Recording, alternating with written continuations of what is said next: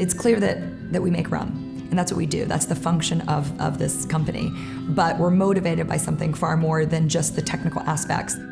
The rum can be phenomenal, and it can win awards, and it can have reviews and recognition, but if the people that come into this building don't connect with it, and it doesn't speak to them on some level, or remind them of a memory or a place, a sense of place and time, and something that you want to celebrate with and enjoy, then we're not really doing our jobs.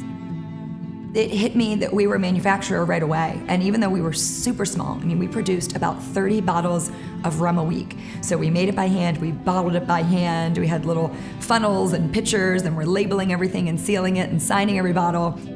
Even just that very first bottle felt very poignant, that this is a tangible thing that we put in a bottle and offered to the world.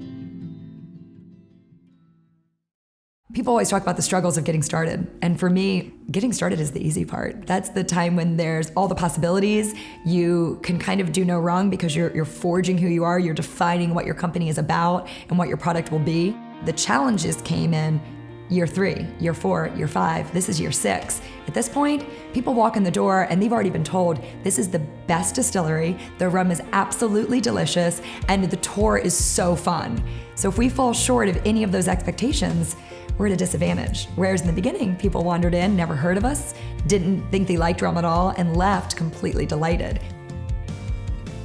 When we started as a distillery, there wasn't really an industry going in Maryland. Distilling is an industry that was a huge part of Maryland's economic landscape up until like the 50s, 60s, 70s, and then it all but disappeared. So when we started doing what we were doing, we didn't feel like we were joining a community.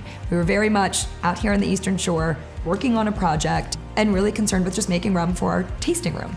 It was in that first year or two that we were making rum and we were, nonstop, it was around the clock, that people started coming to us or hearing about what we were doing. And so suddenly there was this, new burgeoning distilling industry, and there were brewers that we could talk to and learn from. And then we found out that there was actually a manufacturing, community as well. And we, of course, would not put ourselves in the same category as these massive manufacturers in Maryland, but we are a different style. So we hooked up with MD MEP, and they featured what we were doing because it's a very, very different look at manufacturing, but it also enabled us to meet other manufacturers, go on tours of massive factories, and kind of see who else was making things in Maryland. Working with MD MEP showed us that we do have a valuable role in Maryland's economy, even though we're very small and at the time had no employees. We now have about 10 times the still capacity that we had when we started, so our actual production capabilities have grown within this space.